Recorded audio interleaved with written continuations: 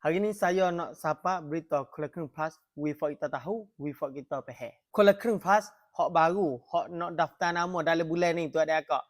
Ada setengah tu oyak hari, oyak apa dah. Tetapi hak tu hak persu, hak tu hak pelang ada akak.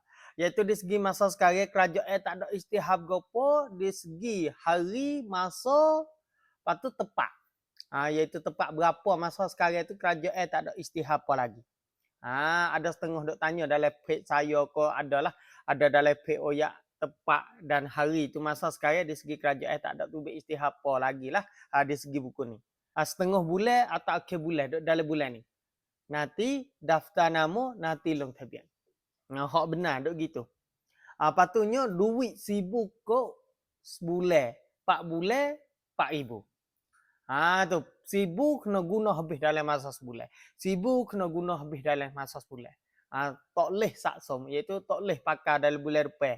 Misal yawi bulan Mithuna, kita guna tak ada habis sibuk kok dalam bulan Mithuna, kita pergi guna dalam bulan Karakada. Tak boleh, dia tak ada saksom. Dia tak ambil pergi hipong. Iaitu kita kena guna wi habis sebulan-sebulan.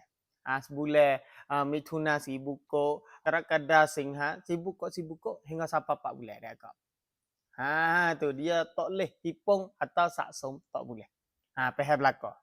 Lepas tu dari segi duit kita boh tu, kita kena boh ada lah dalam app pautan kita tu. Sebab kerajaan ni puluh, kita 40. Tu kita 40 kerajaan ni puluh. Tak sama lah hak dulu, hak telah lepas tu kerajaan 50, kita 50. Setengah-setengah. Ni kerajaan ni puluh, kita 40. Tu faham belaka. Lepas tu soal lagi di segi bat sawadikan hengrat, orang ada bat koncon, orang ada bat sawadikan, orang ada bat pacaran ke saat ni tu, tak ada kena itu apa, tak ada kena daftar nama apa, tak ada kena long tabian apa. Dia nak on duit masuk juga pak. Ada bat sawadikan hengrat ni. Pak sawadikan hengrat ni tak ada kena daftar nama, tak ada kena long tabian apa. Dia ada juga. Tu hak sawadikan hengrat dia ada juga. Dia nak on duit masuk selalu dia kak. Tak ada daftar nama, tak ada kena long tabian. Tahu belakang dia kak, faham belakang dia kak, siapa belakang dia kak. Wi tahu sama atau. InsyaAllah.